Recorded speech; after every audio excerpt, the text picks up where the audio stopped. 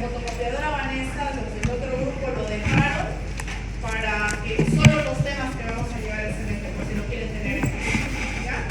Si no, un PDF también está ahí. Vamos a empezar a manejo hídrico. ¿Otra?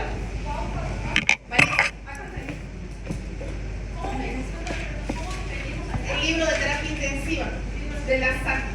La SAT es la Sociedad Argentina de Terapia Intensiva. ¿Ya? Vamos a empezar con manejo hídrico y electrolítico. ¿Se acuerdan que en nuestra primera clase como memotécnico, como forma de guía del manejo del paciente, yo les decía que vamos a enfocarnos en el ABCD. En el ABCD nosotros lo aprendemos en trauma, vemos el ATLS y siempre nos dicen ABCD, ¿no es cierto? Prácticamente se basa en el ingreso, en el trauma, pero es como una guía, un memotécnico para aprender a manejar al paciente clínico, es decir, permeabilizamos y mantenemos una buena respiración, una buena vía aérea, una buena circulación. Probablemente podamos llegar a establecer cualquier patología que se nos vaya a presentar, ya cualquiera. Pero para nosotros aprender a estabilizar la vía aérea y respiración, vamos a llevar una clase, tenemos que también aprender el manejo hídrico, que nos vendría a ser la C en circulación. ¿Ya? Vamos a saltarnos la vía aérea y la respiración porque vamos a llevar casi la mayoría de estos temas en la práctica. ¿Ya? Manejo de la vía aérea, respiraciones, los dispositivos e incubaciones ortopédicas. En circulación vamos a ver manejo hídrico. Cuando vamos a hablar de manejo hídrico, no solo son las soluciones cristaloides que nosotros conocemos, el suerito que nos administramos, el suerito que lo pueden administrar en la fosa, y les aseguro que ustedes ya alguna vez han colocado, sino también tenemos distintos tipos de soluciones y tenemos que aprender a usarlas. ¿Ya? A disposición, nosotros tenemos las soluciones glucosas, salinas, las soluciones con electrolitos y la sangre. ¿Ya? Cuando vamos a administrar soluciones glucosas, vamos a ver que no hay ningún electrolito y su osmolaridad es la más baja. ¿Ya? Cuando tenemos soluciones salinas, vamos a ver sodio, cloro, pH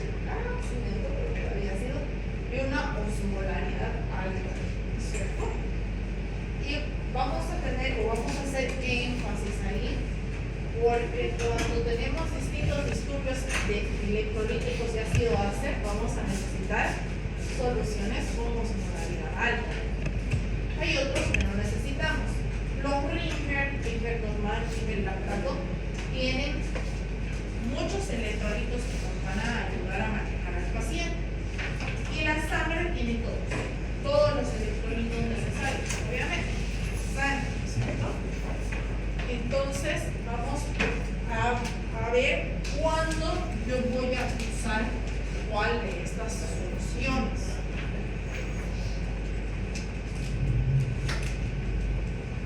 La solución salina es isotónica, tiene ventajas y desventajas. La solución salina puede sobrecargar al paciente, puede llevar a sobrecargar, pero normalmente es la que más usan para eso, para cargar al paciente, para darle reconstitución hídrica. La glucosa es hipotónica, por cada 100 ml infundidos, 75 ml permanece en el espacio intracelular, lo cual es inadecuada para la reanimación de líquidos, a diferencia de la salina. Los Ringer normal o Ringer lactato son isotónicos, pueden producir sobrecarga de líquidos al igual que la solución salina, pero también pueden favorecer la acidosis láctica, la hipoperfusión prolongada y reducción de la función hepática. Tienen lactato que se metaboliza como acetato y pueden producir alcalosis metabólica cuando se transfunden en volúmenes grandes. ¿Ya? Si ven esto, ¿qué ven aquí? ¿Qué ven en esta escena? Convulsiones tónico-clónicas. ¿Y aquí?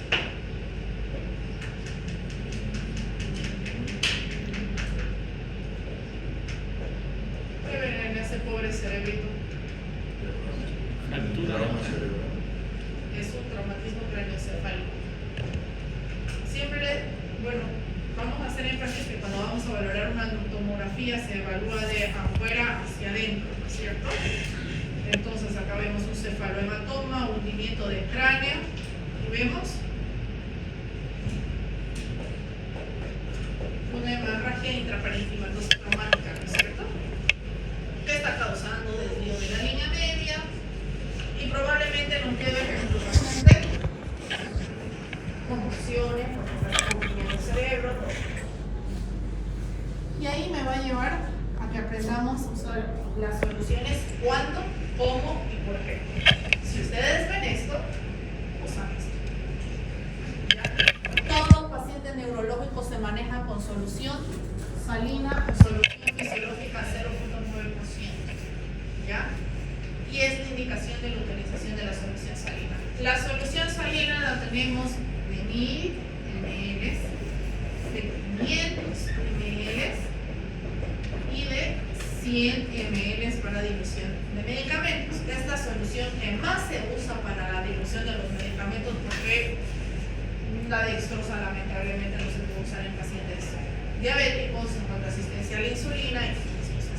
Entonces, la que más se usa para la dilución, por eso viene hasta de 100 ml. ¿Ya? Repito.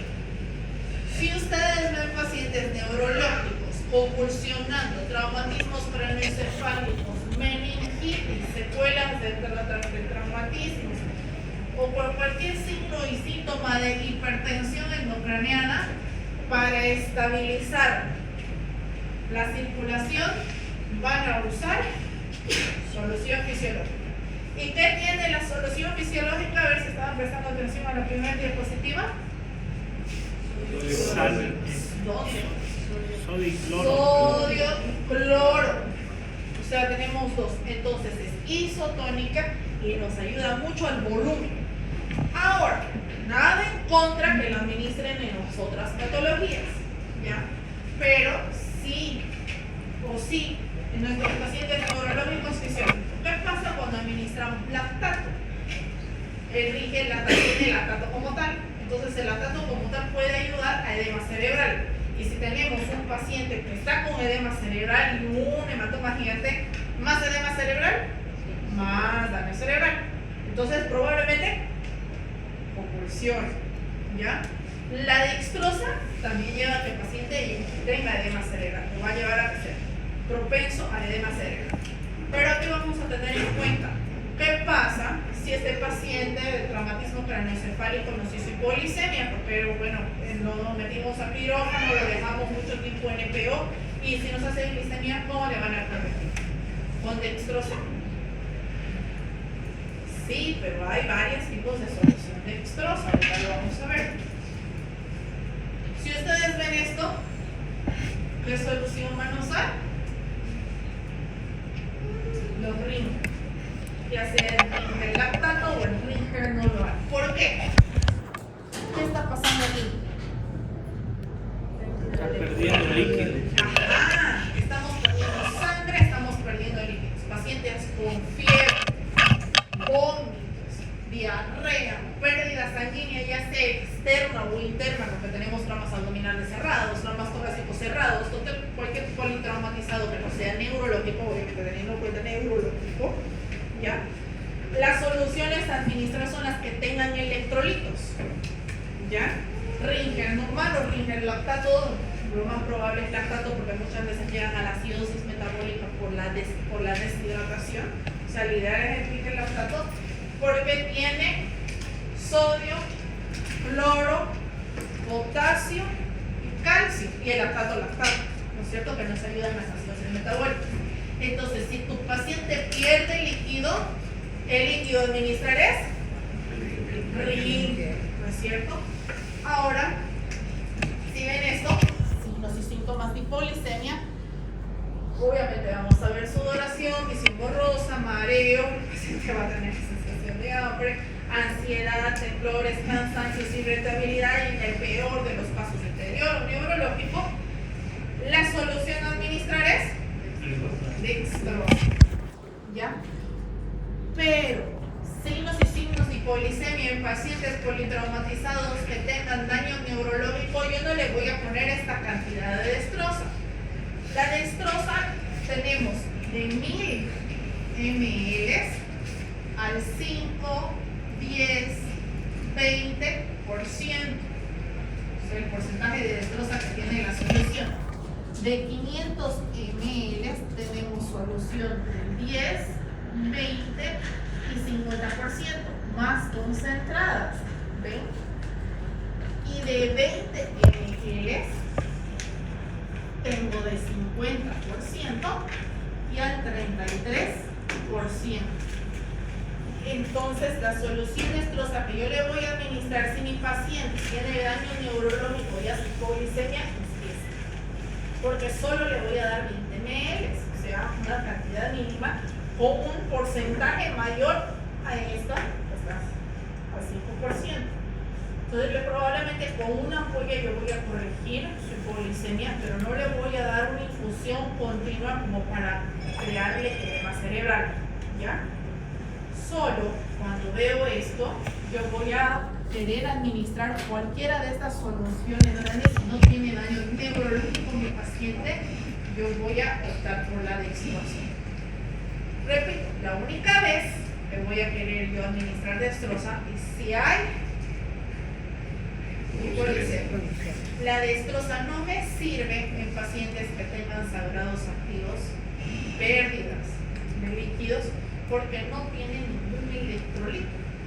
¿Ya? Ahora, hay otra indicación para la dextrosa. Por ejemplo, tengo un trauma abdominal, o una apendicitis, o una colecistitis litiásica, o una vesícula ya medio gangrenosa, que van a entrar a quirófano, pancreatitis graves que van a quedar mucho tiempo en EPO.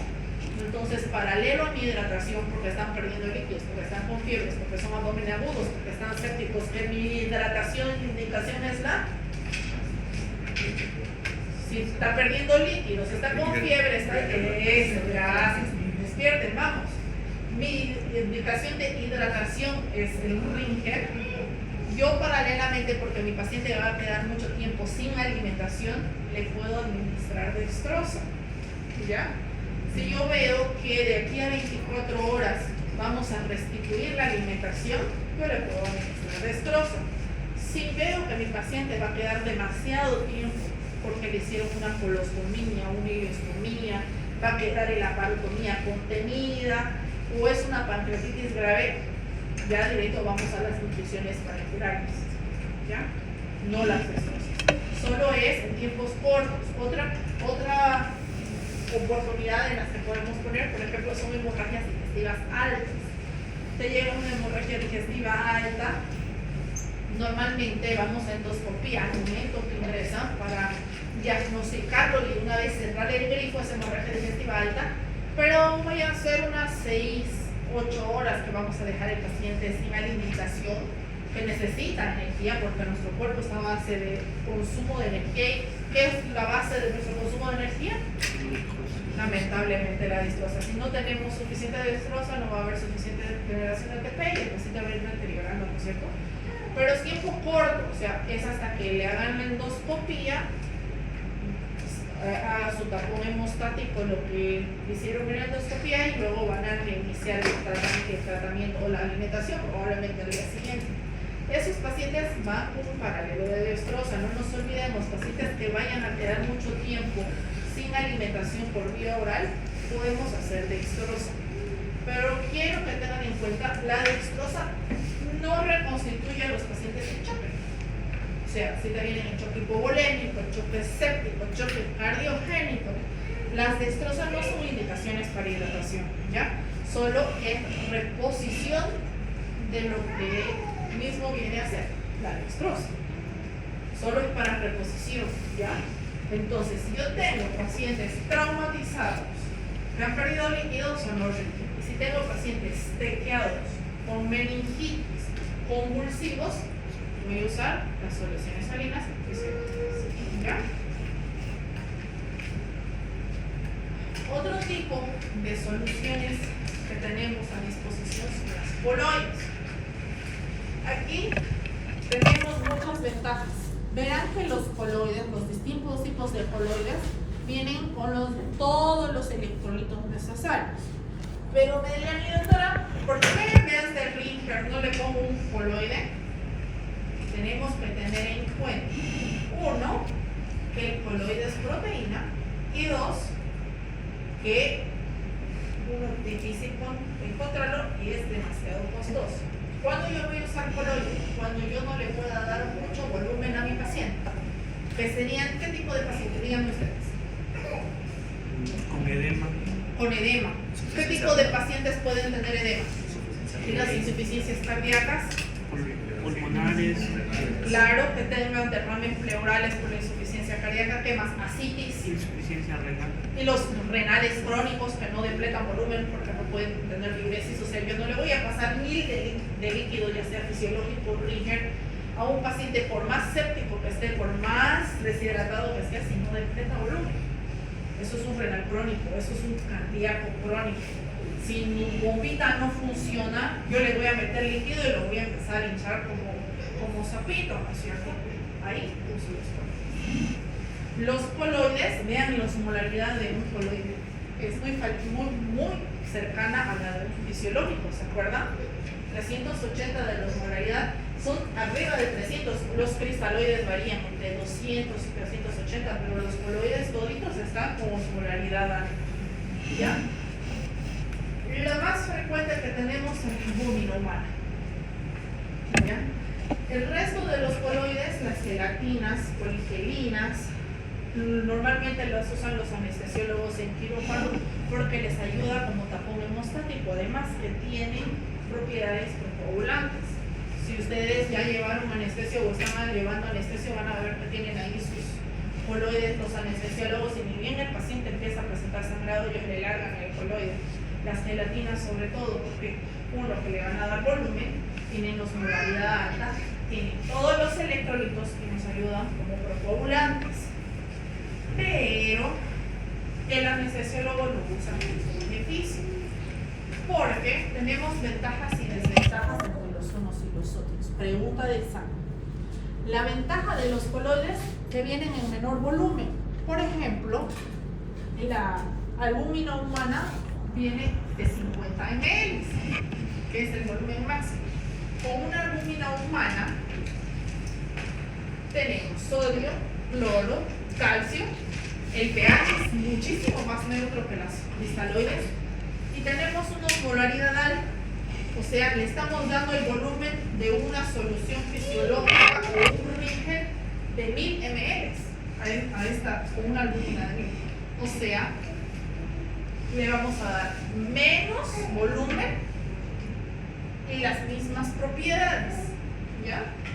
El menor tiempo de perfusión obviamente va a pasar muchísimo más rápido, 50 ml pasa más rápido. Mira, mejor el transporte de oxígeno, ¿no es cierto? Mejor el gasto cardíaco y la contractibilidad, ¿ya? Pero su desventaja y la más, una que es cara, porque una albúmina está alrededor de 250 y 300 bolivianos. Una solución fisiológica o un Ringer cuesta 7 bolivianos. Entonces, el paciente lo sacude con coloide, ¿no es cierto? Puede acumular también líquido en el intersticio pulmonar, si sobre todo, como dijo su compañero, mi paciente tiene derrames pleurales, cardíacos. Puede producir trastornos en la coagulación, porque dijimos que eran coagulantes, ¿no es cierto? Pero la peor reacción es la anafiláctica, que es harto, vamos a hablar en el tema de hoy. Los voy a aburrir con esa reacción anafiláctica, porque es proteína. Y la proteína es altamente alergénica. Y es proteína derivada de humanos, es albúmina humana. Está sacada de grupos de pacientes que donan sangre y lo procesan. Entonces, lamentablemente es altamente alergénica. No es como el cristaloide, que es agüita nomás, ¿no? Ahorita con electrolitos. Los cristaloides nos ayudan a la expresión extracelular, mejoran los parámetros cardíacos, pulmonar, renales, coagulaciones, inmunológicos, mínimas reacciones anafilácticas, casi nada, obviamente más económico, como vimos. Lo malo es que reduce la presión oncótica, predispone al edema pulmonar y periférico porque es mucho más líquido. Hay interferencias en el intercambio de oxígenos. Sí, bueno, si le producimos derrame pleural, obviamente no va a haber buena oxigenación, ¿no es cierto? Y retrasa la cicatrización de la herida, porque si está edematizado, ¿qué herida va a cicatrizar? ¿No es cierto? Va a empezar a salir líquido con la herida. ¿Ya? Entonces vamos a ver, durante esta semana, ustedes me van a decir, doctora, mi paciente necesita fisiológico, Rinker, albúmina o sangre. Transiciones. Yo sé que ustedes han visto, han hablado de las transfusiones sanguíneas, pero quiero que hagamos énfasis en algo, ¿ya? No todos los pacientes la necesitan. Podemos tener nosotros pacientes con hemoglobina de 2, he tenido pacientes de 1.5, ustedes me dicen, doctor, 1.5, ya está en el cielo. No, que están caminando como nosotros, ¿ya? Están caminando como nosotros. Me ha pasado, que me han referido pacientes al Hospital San Juan de Dios que estaban con hemoglobina de 2, le dieron 4 paquetes globulares, plasma, precipitado, y la paciente tuvo muchas reacciones adversas a las transfusiones y terminó falleciendo, ¿ya? Renales crónicos, lúpicas, pacientes con ELA o enfermedades, cualquier tipo de cáncer, cualquier tipo de lupus, son pacientes anémicos crónicos y no necesitan transfusiones de emergencias. ¿Quiénes necesitan transfusiones de emergencias? Quienes tengan signos y síntomas tipo perfusión tisular por la falta de sangre, porque lamentablemente, ¿quién lleva el oxígeno? La hemoglobina, ¿no es cierto? Entonces, ¿qué signos y síntomas son los de hipoperfusión? Díganme. Cianosis. Ya. ¿Qué más? Saturación baja. Saturación baja. ¿Qué más? Taquipnea. Taquipnea. Hipotensión. Puede haber hipotensión. Aleteo nasal. Aleteo nasal. Uso de la musculatura sensoria. ¿Qué más? Y deterioro neurológico, ¿no es cierto? Si el paciente no está oxigenando bien, tiene todos los signos y síntomas, va a estar obnubilado, no va a estar despierto. Ese paciente necesita transfusiones. Procoagulantes, pacientes que van a entrar a quirófano, lógico. Igual, pacientes que van a entrar a quirófano con hemoglobina baja, bueno, son indicaciones para transfundir lamentablemente, pero si no van a estar sometidos a una intervención quirúrgica, son pacientes que tengan signos y síntomas de sangrado. Entre los menos evidentes, ¿cuáles serían? Como los dengues. ¿Qué tienen los dengues? Hemorragia intraabdominal. Puede ser, pero tienen petequias, ¿no es cierto? Hemorragia conjuntival, un poco de gingivitis o gingivorragia, que no son tan evidentes, ya marcados. Vamos a ver hemorragias digestivas altas, hemorragias digestivas bajas. Si vemos que el paciente tiene signos de sangrado activo, necesita procoagulantes. Mientras tanto, si su TP y su hemoglobina está alterado, no le transfunda. ¿Por qué? Porque tiene más probabilidades de hacer reacción adversa a esa sangre, a ese plasma, ese precipitado. Tienen más probabilidades de compensarse por esa transfusión que sin la transfusión. Obviamente sabemos que tenemos los 4 tipos de sangre, tenemos factores seriosos positivos y negativos. Los riesgos a las transfusiones. Las terapias transfusiones conllevan un riesgo de reacciones adversas. Desde las leves hasta las muy graves que pueden provocar la muerte. Las transfusiones deben utilizarse hasta donde sea posible. Si el paciente tiene signos y síntomas, lógico, puede transfundir. Las transfusiones deben iniciarse porque la indicación clínica de ser rigurosa y continua. Entre las reacciones inmunológicas e inmediatas, vamos a ver. La hemolítica normalmente nos hacen fiebre, que es una reacción inmunológica. Alérgicas, urticarias y anafilácticas, que es la más frecuente. Daños pulmonares agudos asociados a las transfusiones, que es la famosa enfermedad de Try. tardías a la inmunización contra antígenos eritrocitarios, depositarios, plaquetarios y proteínas plasmáticas, hemólisis, enfermedad del feto contra hospedero, púrpura por transfusión e inmunomodulación por transfusión. ¿Ya? No nos olvidemos que estamos metiendo al paciente que contiene ese paquetito globular, ese plasma, ese precipitado que ustedes están poniéndole al paciente. Ya han llevado, porque ya han llevado esto en bioquímica. ¿Qué contiene? Tiene inmunoglobulinas. Factores de población. Sí, pero no tiene factor. Tiene en todo caso la sangre, bueno, para que no se coagule, ¿qué contiene? Anticoagulantes. ¿Tú de dónde estás administrando? Anticoagulantes, el más frecuente es el citrato. Le estás administrando proteínas y le estás administrando una infinidad de gérmenes bacterios, porque lamentablemente no lo van a...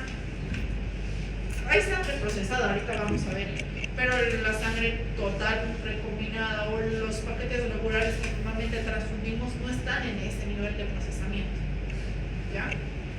¿Qué nos piden normalmente cuando vamos a alguien ha donado sangre? ¿Qué laboratorios tenía, doctor, para cuando les donó?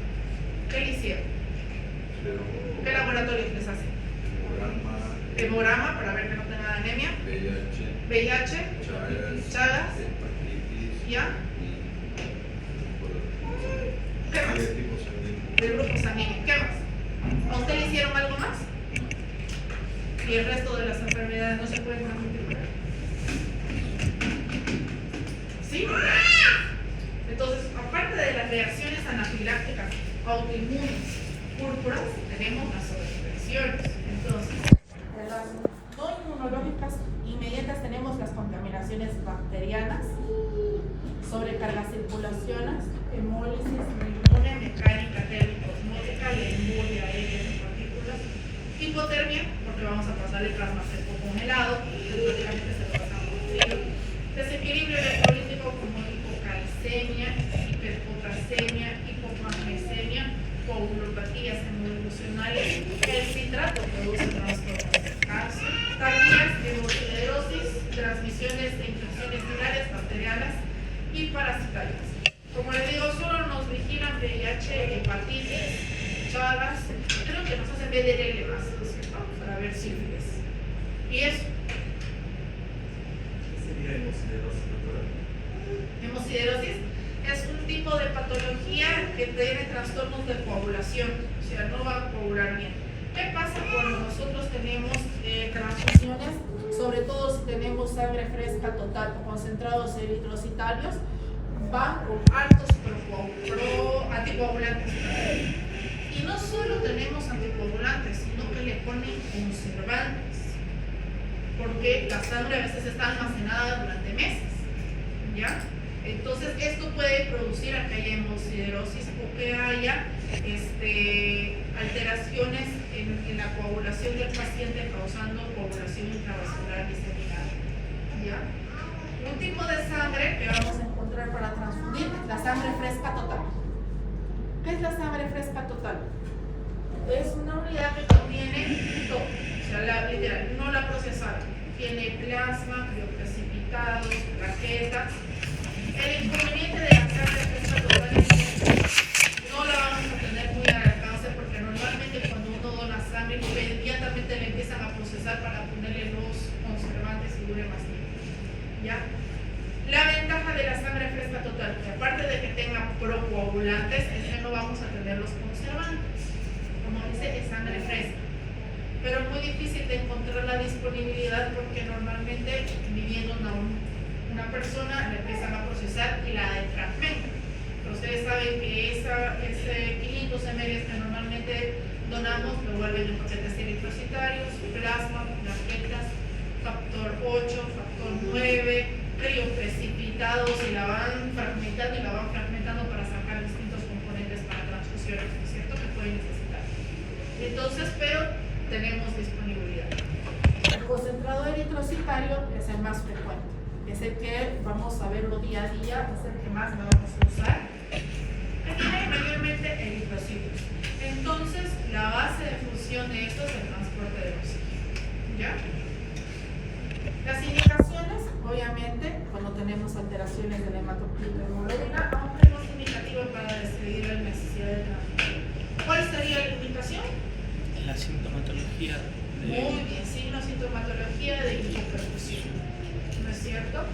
Los pacientes sin factores de riesgo asociados cardíopatía ancianos toleran bien las cifras de hemoglobina de 10 gramos de cilindros superiores siempre que la instauración no sea aguda ni estén hipovolémicos. En este tipo de pacientes, por ejemplo, tenemos las hemorragias digestivas, tanto altas como bajas. Por ejemplo, un paciente con una hemorragia digestiva alta que de vez en cuando tiene una melena, ya perdió bastante sangre en la melena, a las semanas o a meses tiene otra melena, y va bajando sus valores de hematocrito de hemoglobina poco a poco, su cuerpo se va a ir adaptando a esas pérdidas. Los pacientes que tienen hemorroides, por ejemplo, van perdiendo poco a poco, un rato le viene sangrado, para sangrar, otra vez viene sangrado, otra vez va para sangrar, entonces lo toleran. Entonces, si las pérdidas sanguíneas son de a poco y el paciente está tolerando valores de hemoglobinas bajos, no significa que yo necesite transfusión de emergencia. Tenemos otras opciones que vamos a ver ahorita. ¿Ya? Si mi paciente va a someterse a una cirugía por la hemorroides o por la hemorragia digestiva, obviamente le tengo que transfundir porque le van a abrir y le van a sacar de golpe más sangre, ¿no es cierto? Sí, lo tengo que transfundir. Pero si mi paciente tolera y no va a ser sometido a cirugía, no hay necesidad. ¿Ya? Hay otros pacientes que toleran bien cifras de hemoglobina, como los renales crónicos, que van a dializar, por ejemplo. Si van a dializar, ¿han visto alguna diálisis, hemodiálisis? O sea, pasa por el circuito, pasan los filtros, vuelve al paciente, termina la diálisis, pero si ustedes ven en el circuito quedó cierta cantidad de sangre todavía. Si tiene una hemoglobina baja, probablemente el paciente tenga un poquito de dificultad para respirar, hay un poquito de hipoperfusión. Hay pacientes que lo toleran, hay pacientes que no. Pero yo no voy a transfundir a este paciente a no ser que tenga ciertas sintomatologías, como ya habíamos dicho. Ya porque estos pacientes tienden a tolerar muy bien anemias severas. ¿Ya? El caso de esta sintomatología obliga a transfundir será la menor cantidad de eritrocitos necesarios para corregir el síndrome. O sea, nunca debo llegar a superar los 10 gramos de cilindro o llegar a cifras normales de hemoglobina hematocrito. Yo no voy a querer que mi paciente con anemia crónica que perdió sangre de a poco vaya a llegar en un momento a cifras normales. Incluso si yo tengo un politraumatizado que perdió sangre de golpe, que eso sí me van a llevar a tener signos y síntomas de hipoperfusión, tampoco voy a querer que llegue a valores normales lo más pronto posible, a no ser que llegue a necesitar cirugía. Y aún así no nos llevamos a valores normales, solo a valores que reviertan los signos de hipoperfusión tisular. ¿Ya? Esta clasificación de hemorragia la vamos a ver aquí, la vamos a ver en choque, vamos a ver en hemorragias digestivas, pero es para que tengan en cuenta. Un paciente que tiene una hemorragia aguda clase 1 con una pérdida sanguínea de más o menos 750 ml o de 0 al 15% del volumen total, vamos a tener una taquicardia leve. Pueden revertir con cristaloides o coloides. ¿Y qué cristaloide le vamos a dar? ¿Qué? Bien, están despiertos. Todavía el flujo urinario va a revertir. En las extremidades vamos a tener coloración normal, va a haber un buen llenado capilar y el estado mental va a estar alerta. En cuenta, son 750 ml. No es poco, pero todavía no lo lleva el paciente en choque, ¿no es cierto? Ya si tenemos una pérdida de 750 ml, vamos a tener taquicardia, va a estar el pulso aumentado. Podemos corregirlo con cristaloides, podemos combinarla con coloides. Y aquí, según nuestro criterio, si vemos que la sintomatología es muy importante, podemos usar el concentrador citrocitario, pero no es norma, ¿ya? Sí vamos a ver que el flujo urinario va va a ir perdiendo, va a ir bajando, que es lo primero que se va a alterar, la frecuencia cardíaca y el flujo urinario en los pacientes con choque. El paciente va a estar pálido, el llenado capilar va a estar prolongándose y normalmente lo vemos ansioso. Ahora, los pacientes que van a necesitar transfusiones van a ser los que tengan pérdida sanguínea alrededor a mayor a 1500 ml. 1500 ml es significativa, ¿no es cierto? Ya empieza taquicardio, ya va a haber hipotensión. Cristaloides, coloides probablemente no sean suficientes, vamos a necesitar transfusiones sanguíneas, vamos a ver palidez, hipoperfusión y todavía va a estar ansioso. Cuando tenemos pérdidas sanguíneas de mayor a 2000 ml, hay taquicardia, ya la presión no va a estar perceptible. Los cristaloides y coloides requieren sí o sí de transfusión. El flujo urinario va a estar anúrico, pálido, frío. En el llenado capilar no lo vamos a detectar y el paciente va a estar estuporoso. ¿Ya? Entonces, si vamos viendo, si no nos vamos a alarmar tampoco por las pérdidas sanguíneas, ¿no? Podemos optar por los cristaloides o los coloides para compensar a pacientes con pérdidas sanguíneas moderadas. Ya pérdidas sanguíneas severas sí o sí van a necesitar transfusión. Por más de que yo le coloque 2.000, 3.000, 5.000 litros de Ringer lactato o Ringer normal, mi paciente no se va a compensar porque no va a haber hemoglobina que transporte oxígeno. O sea, si el paciente pierde sangre, hay que reponerle sangre, ¿ya? Pero siempre y cuando su clínica demande que sea necesaria la transfusión, ¿ya? Los pacientes con enfermedades coronarias, accidentes cerebrovasculares, pulmonares severas, mayores de 70 años o con hemoglobinas menor a 9, no son todavía indicaciones para transfusión. Muchas veces estas anemias pueden estar corregidas con hierro, ácido fólico, vitamina B12, eritropoyetina, hierro sacarato, multivitaminas, se puede revertir. Sobre todo los renales crónicos normalmente van a trabajar con este tipo de tratamiento sin necesidad de transfusiones, ¿ya? Las dosis. Ahora me dirán cuánto le voy a transfundir. En norma me piden de 10 a 15 ml kilogramo de peso por día, lo que sería un equivalente de 2 unidades de eritrocitos en 24 horas si el paciente tiene anemia crónica. Si mi paciente no tiene anemia crónica y necesita transfusión de emergencia, le transfundo las 2 unidades, lo valoro, veo si en la clínica me demanda que estabilizó el paciente, que ya no está perfundido, que el flujo diurético mejoró, que el estado neurológico mejoró, freno. Si mi paciente va a ir a someterse a cirugía, se reserva más unidades de sangre y se las administra intraquirúrgico si lo requiere. ¿Ya? ¿Cuánto sería mi tope en todo caso para la transfusión? 2 unidades. ¿No es cierto? Pasadas las 2 unidades va a ser riesgo-beneficio. Porque puede haber más probabilidad de alergia, de trastornos de coagulación, de alteraciones de intoxicación por los conservantes, de enfermedad de infarto hospedero. Puede haber mayor probabilidad de que el paciente se le haga un TRARI, una insuficiencia respiratoria por la reacción alérgica a los componentes de la sangre, de lo que tiene concentrado el intoxicante. Pero, bueno, muchas veces sí van a ser necesarios dependiendo de la clínica de su paciente. Recomendaciones generales. Un concentrado de eritrocitos normalmente aumenta 1 gramo de decilitro de hemoglobina. O sea, si mi paciente tiene 7 de hemoglobina, con un paquete regular voy a llevarlo a 8. ¿Me entienden? En algunas oportunidades o hasta 1.5 en nuestro momento. Entonces, si mi paciente tiene 6 de hemoglobina, lo voy a llevar a 7, ¿no es cierto? Eso tienen que tenerlo en cuenta porque muchas veces va a ser como un rango de ver cuántos paquetes necesita el pacientito como para estabilizarse. ¿Ya? Vigilar los niveles séricos del calcio después de la quinta unidad por el citrato que llevan los concentrados eritrocitoides que baja demasiado calcio.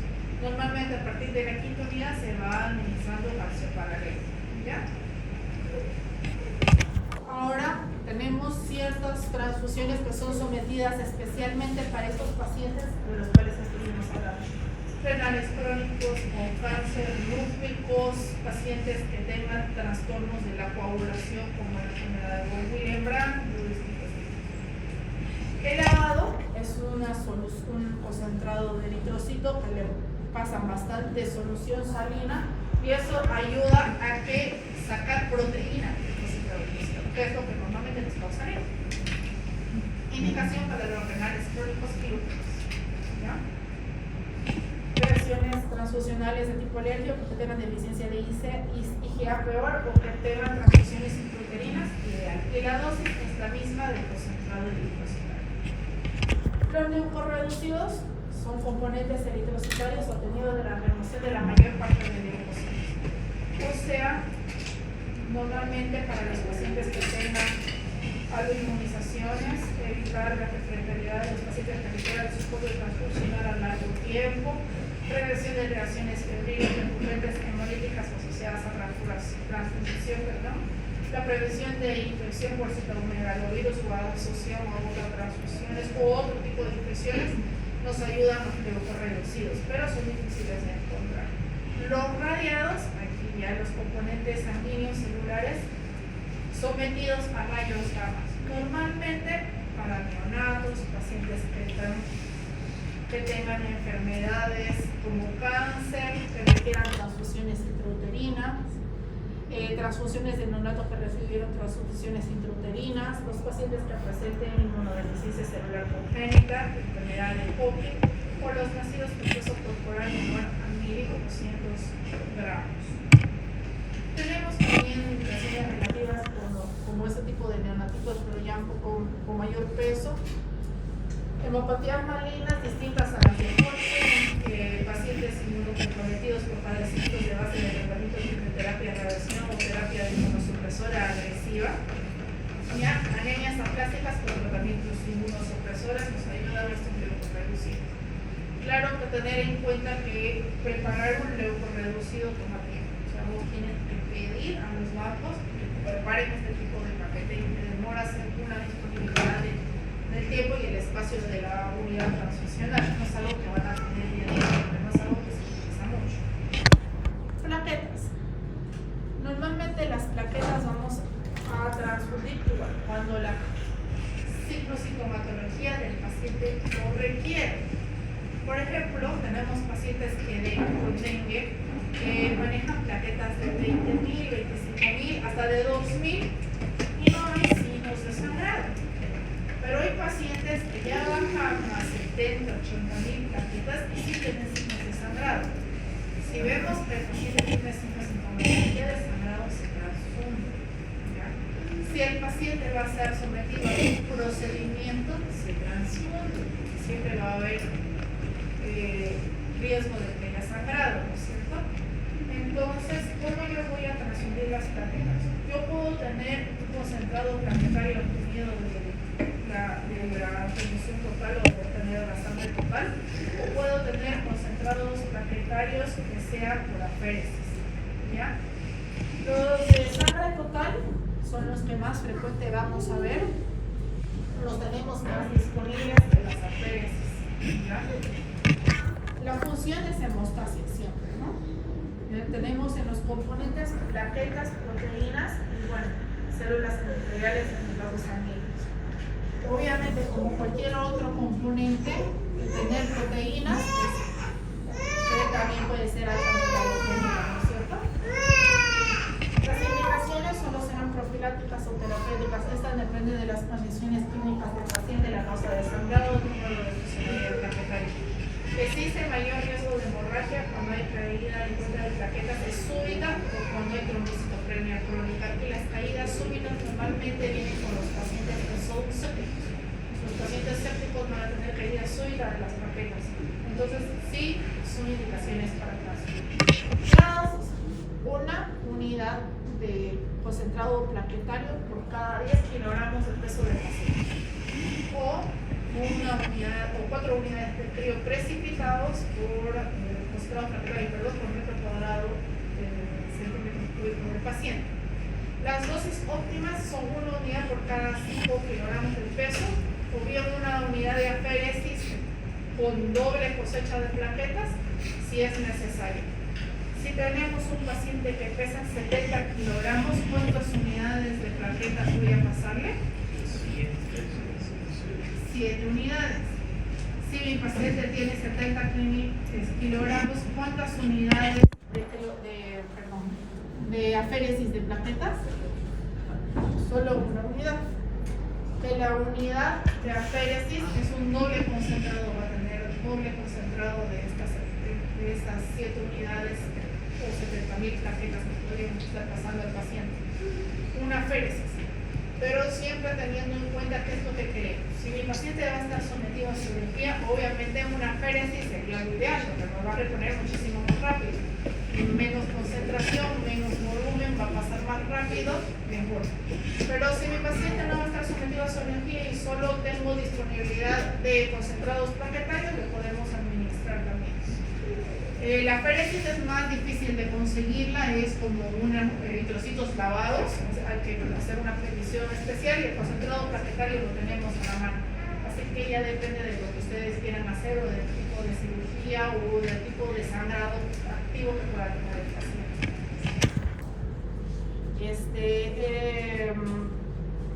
Las contraindicaciones, los pacientes con púrpura trombocitopénica, síndrome hemolítico, trombocitopenia inducida por heparina o inducción de trombosis, hemorragias secundarias a coagulopatías secundarias, deficiencia de factores o sangrado debidos a defectos anatómicos. Obviamente eso no va a ayudar, o sea que yo transfienda plaquetas, este tipo de patología no le va a ayudar, sobre todo a los defectos anatómicos, no a las trombosis o a las intoxicaciones por heparina.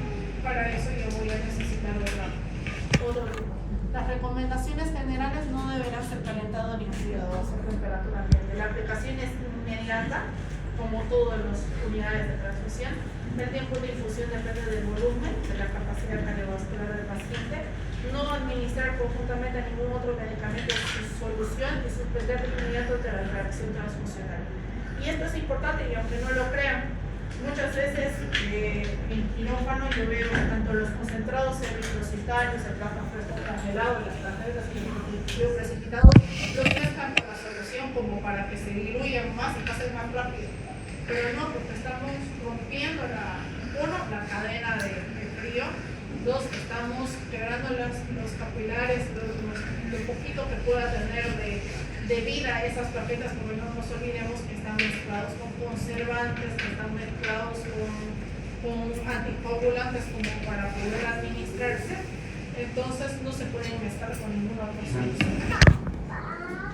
Otra solución muy frecuente que vamos a ver aparte de los concentrados eritrocitados es el plasma fresco. Es un componente líquido de la sangre total que obtiene a la vez retirados elementos formes. El inconveniente con la sangre, uno que tiene albúmina, inmunoglobulinas, por tanto, es alto contenido de proteínas. ¿Ya? Entonces es muchísimo más alergénico que cualquier otra sustancia de transfusión. La fusión aporta factores de coagulación, fibrosis necesarios para la corrección de las coagulopatías. Para uso clínico existen varios de acuerdo a la preparación y la conservación. El plasma fresco congelado como mínimo tiene 70% de los factores de coagulación, pero el único factor de coagulación que no tiene el plasma es precipitados. Eso viene separado. Entonces tenemos el plasma desprovisto de crioprecipitados, que son remanentes después de haber separado los factores de coagulación que precipitan en crioprecipitados, sobre todo el factor 8, como William Brandt, o los de fibrinógeno o fibronectina. Las indicaciones son limitadas y debe ser usado para reemplazar la deficiencia de factores de coagulación donde no se obtenga un concentrado de factor específico que desea reemplazar. O sea, un paciente que tenga normalmente TP prolongado, hepatópata, que no coagule bien y tenga alterado todos los factores de coagulación, yo puedo usar plasma fresco congelado, porque no sé qué factor de coagulación me falta. Pero si yo tengo una patología de base como la von Willebrand o alteraciones en la fibronectina, puedo usar los específicos, ya porque ya hay específicos. Pero si tengo un hepatópata crónico, que son los que normalmente producen trastornos de la coagulación, la indicación es plasma fresco congelado. Cuando si mi paciente va a estar sometido a cirugía o si tiene signos y síntomas de sangrado. Mientras tanto, un hepatoma debe vivir con un DF prolongado toda su vida sin necesidad de transfusiones. Claro, ¿ya? La reposición de factores de coagulación en deficiencias congénitas adquiridas. Cuando no existen concentrados de factores específicos, pueden administrarse plasma para prevenir de forma inmediata el efecto de los anticoagulantes. Por ejemplo, aquí sí es indicación para la intoxicación por heparina. No las plaquetas, sino el plasma nos ayuda para las intoxicaciones de heparinas o cualquier otro anticoagulante. La coagulación intravascular diseminada aguda, y si tiene signos y síntomas de sangrado, se administra plasma. Y pacientes que van a estar sometidos a cirugías cardíacas con goma de circulación subcorpórea. Como dijimos, los pacientes con insuficiencia hepática grave, hemorrágica, hemorragia microvascular difusa, hemorragia localizada con flujo vital, son los indicados por este tipo de transfusión. Con tratamientos anticoagulantes que van a estar sometidos a cirugías de urgencia que no puedan esperar el tiempo necesario para la corrección de hemostasia con vitamina K, que son de 6 a 8 horas, se tienen que transfundir plasma fresco congelado.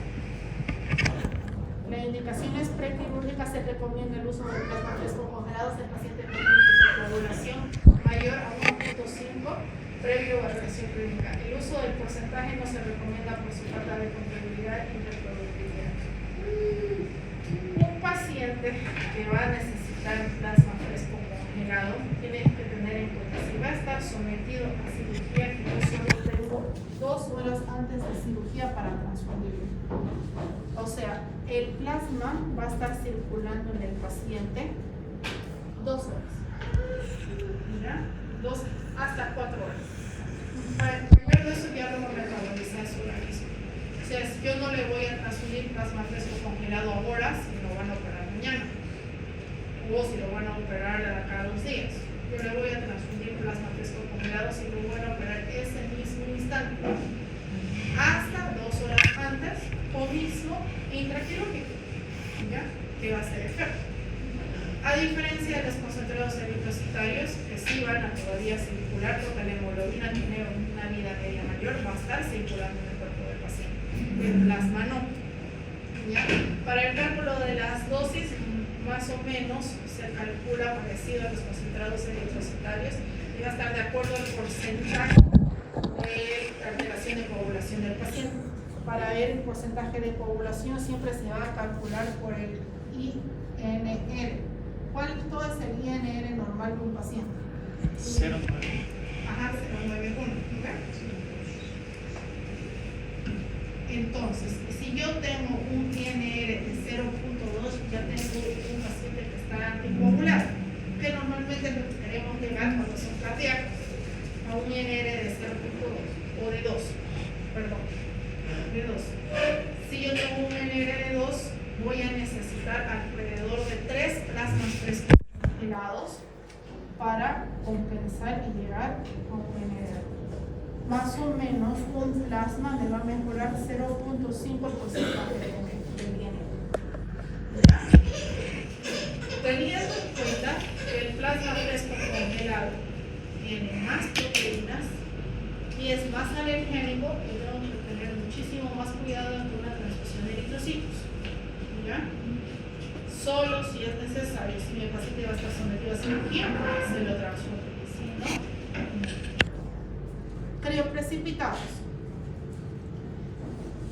Es una fracción proteica precipitable que se tiene del plasma fresco congelado a una temperatura menor a 70 grados Celsius. Se obtiene precipitada al descongelarse en condiciones controladas.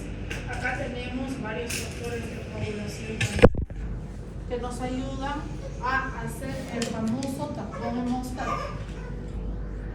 El famoso tapón hemostático para cuando tenemos hemorragias activas, traumas tórax, traumas de abdomen cerrado, hemorragias digestivas activas o cualquier politraumatizado con fracturas expuestas. En el tapón hemostático hacemos 2 concentrados de eritrocitos, 2 plasmas frescos congelados y 10 unidades de crioprecipitados. ¿Ya? No se alarmen. Los crioprecipitados, las 10 unidades te lo van a precipitar en 200 a 300 ml. ¿Ya? Los que más van a tener concentración por líquido van a ser los eritrocitarios, si tienen 250 ml cada paquete eritrocitario. Los plasmas frescos congelados también tienen 250, pero tanto las tarjetas como los precipitados vienen en dosis pequeñas, 50 ml. ¿Ya?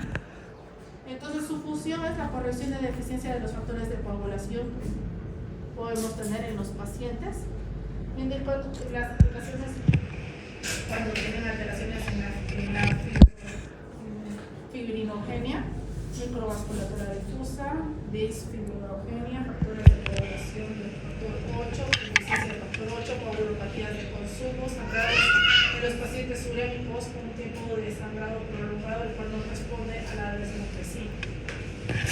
Contraindicaciones, reposiciones de factores de coagulación no contenidos en este componente.